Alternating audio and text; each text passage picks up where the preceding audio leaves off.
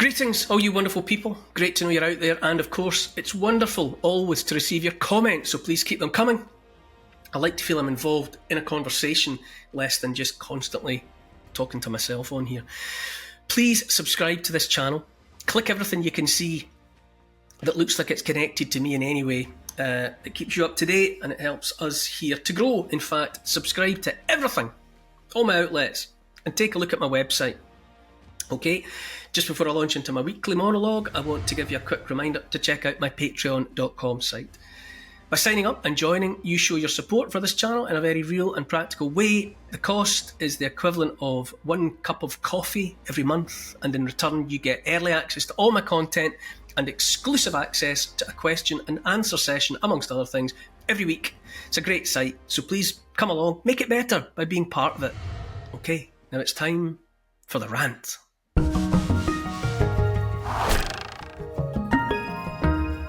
Those who've caused all the trouble in the world, I would say they're looking at the Rubicon in the rearview mirror. Caesar crossed the Rubicon River, Rome's northeastern border, in 49 BC. His term as governor in Gaul had ended, and by law he should have disbanded his army before returning to Rome.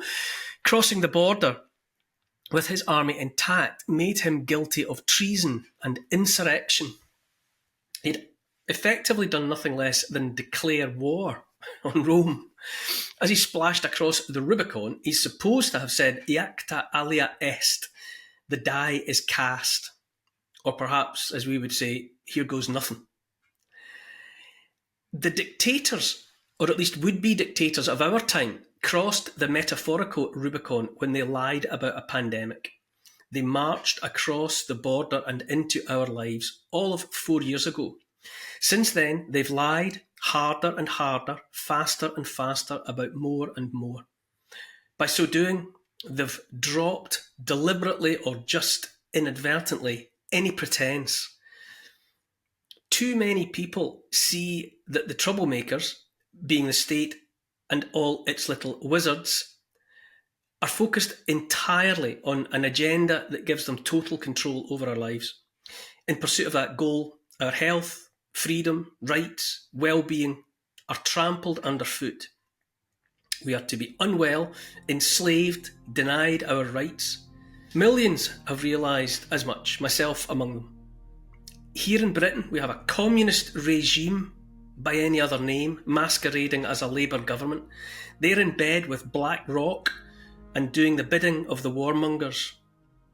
The economy of the United States of America is effectively based on war and drugs. The profits from both. Denied either or both, the US economy ceases to function, and so war and drugs it is. More than 80% of all revenue generated by US media companies comes from advertising drugs. Drugs that keep Americans sick in perpetuity. American Congress keeps voting for war, more hundreds of billions for Ukraine, more genocide in the Middle East. Here in Britain, the Labour government inherited a promise made by their Conservative predecessors to send whatever billions are required to Ukraine forever. British-made long-range missiles are fired into Russia with the blessing of that government. British politicians talk of committing British troops to the front line of that country. At the moment, Ukraine is losing 2,000 men a day. British men might shortly be vaporised there too. The troublemakers, the warmongers, the drug peddlers, the would-be dictators have no option to do otherwise because they are across the Rubicon. Our troublemakers are no Caesars. They're petty bureaucrats with grand delusions of adequacy. Years ago, I had cause to hold in my hands the bones, the mortal remains of Princess Arsinoe IV, half-sister of Queen Cleopatra of Egypt. Arsinoe would, in her time, have touched Cleopatra. Cleopatra was the lover of Caesar, and of Mark Antony as well. I felt more of a connection to Caesar through those bones, and remote though it was, than to any of today's would-be tyrants. I find no common ground with them whatever. Even the world, the ancient world Caesar aspired to dominate, makes more sense to me, strange to say, than anything envisioned by the likes of Larry Fink at Black Rock. The techno hell towards which we are being herded, artificial intelligence, central bank digital currencies, digital IDs, social credit scores, censorship and silence, is more alien to me than the distant past. Socrates said, "Fame is the perfume of heroic deeds." In the 21st century, heroes are targeted for destruction, labelled and defamed, smeared as anti-Semitic, as Putin apologists, as traitors, or just plain crazy, while faceless bureaucrats do no more than rob the poor to further enrich the already rich. At least Caesar was a brave man. We're exploited by the lowest of men, cowards all. By corrupt means, they and others like them have seized control of the creation and flow of money. They control the energy supply, and soon enough they will own all the land that our food used to come from.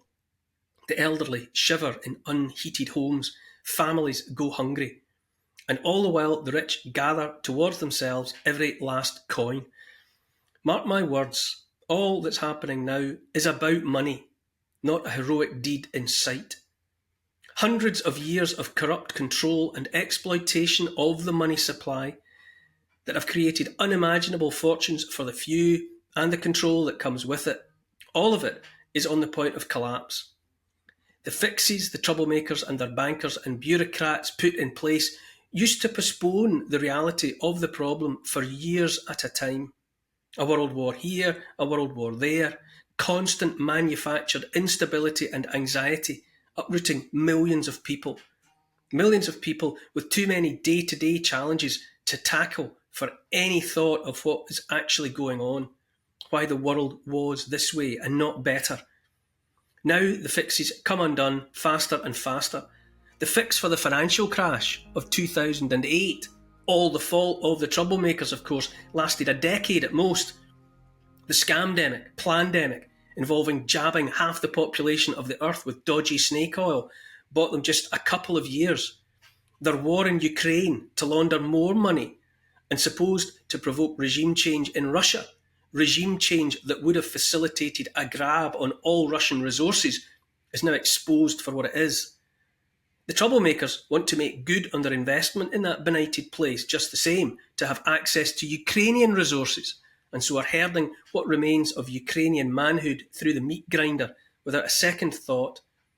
I say again, they're across the Rubicon now. They have revealed themselves for the traitors they are, traitors to humanity. But there's no way back and no other option but to keep going. The biggest fix left to them, to buy whatever time they can until a longer lasting digital solution to their financial Armageddon might be set in place, is to put the threat of World War III over all our heads, like the sword of Damocles. When all else fails, they take you to war, remember? But in the end, it's all and only about money, the creation of money and its distribution. The troublemakers, aided and abetted by mainstream media, by corrupt governments, by bankers and bureaucrats, have grown fat on that power for centuries, and they're not about to let go of it now. So buckle up for the bumpiest part of the ride. It's just a couple of weeks since the US presidential election that named Donald J. Trump as the next man in the White House. Never, in living memory at least, have so many people, desperate and frustrated beyond endurance by a lifetime of lies and broken promises, by politicians both red and blue, hitched so much hope to one man.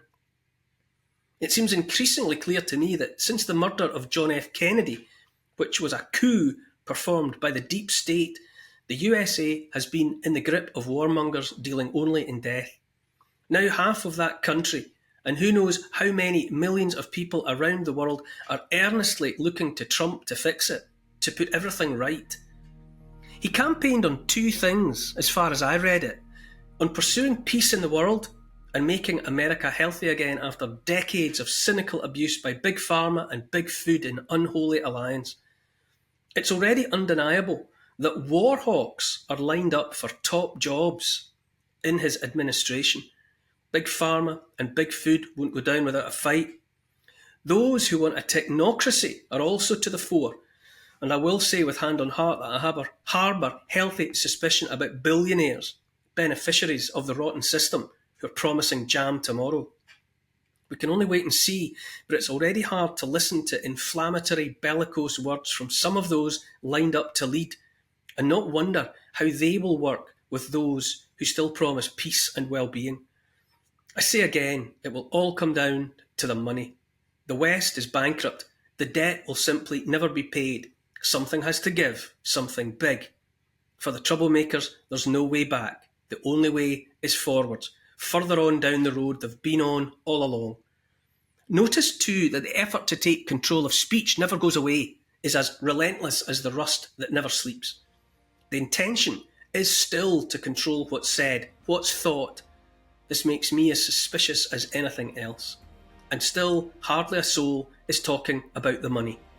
Anyone thinking the billionaires have any intention of losing so much as a cent is dreaming, and so effectively still asleep. Wait and watch, but we will know them by their fruits.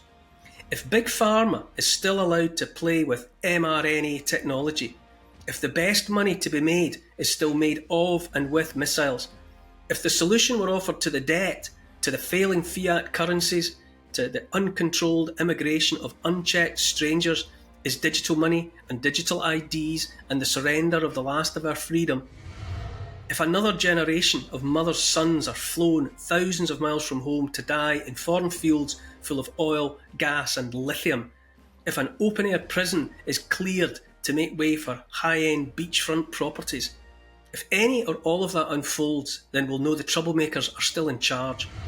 I'd like to hope for the best, and I'll do my best in that regard, but as the saying goes, or almost, fool me once, shame on them. Fool me twice, shame on all of us.